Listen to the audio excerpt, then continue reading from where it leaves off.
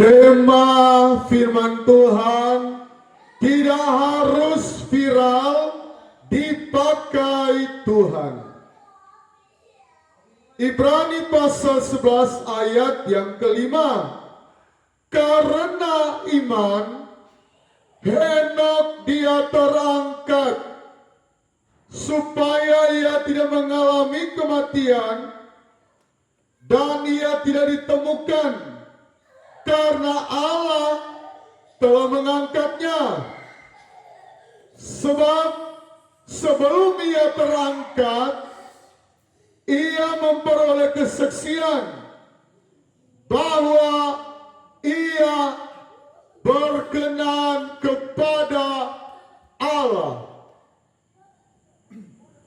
Kadangkala manusia karena dia mau viral, dia menjelek-jelekan orang lain.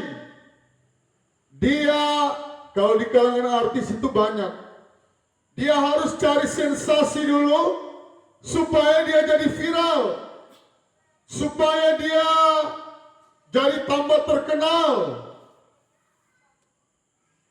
Banyak kali orang mempersepsikan bahwa kalau followersnya banyak, kalau dia centang hijau, centang biru, oh dia sudah top.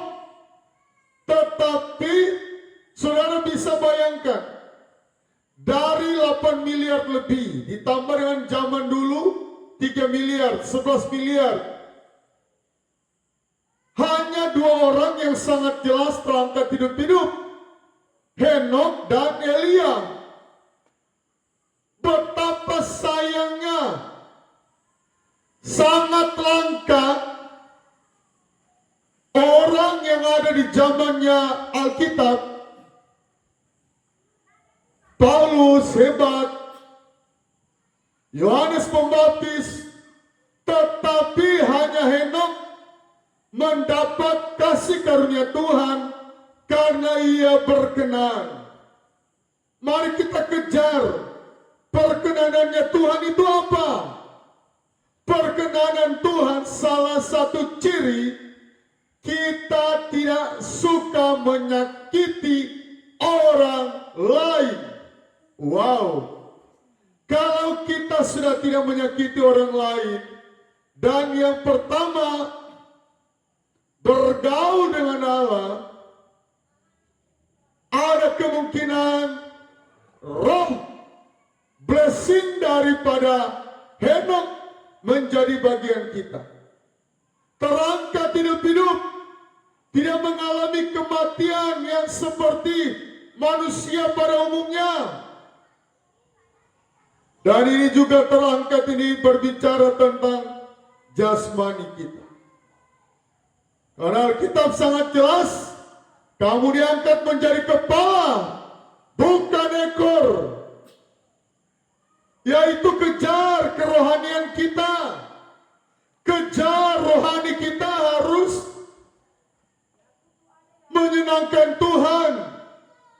Bukan kita sibuk cari muka dengan manusia.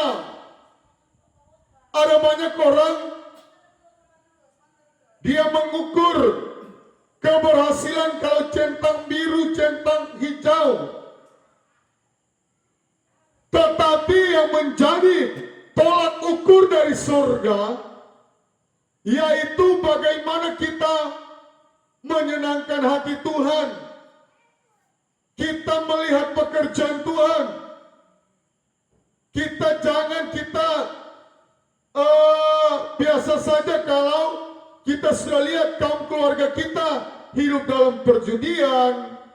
Keluarga kita pada hari Minggu cuma tinggal di rumah. Keluarga kita pada hari Minggu cuma bertamasya. Kita harus terbeban seperti Yesus. Yesus kelilingi semua kota, semua desa. Artinya apa? 100% yang Yesus lakukan adalah pelayanan. Hal-hal yang memudahkan pekerjaan Tuhan. Di gereja kita belajar melihat apa ya kekurangan di gereja kita. Kita harus melihat apa ya, dan kita bertanya, Tuhan, berbicaralah apa maumu di hati saya. Jangan sampai fokus kita, tendens kita, kecenderungan kita, bagaimana usaha kita naik, bagaimana kita jadi terkenal, bagaimana kita diundang ke sana, ke sini, ke luar negeri, ke dalam negeri, luar negeri, dalam negeri. Bukan itu yang berkenan di hadapan Tuhan. Tentunya kita membangun keintiman. Seperti ada lagu berkata, aku rindu mengenalmu, mengenalmu secara pribadi.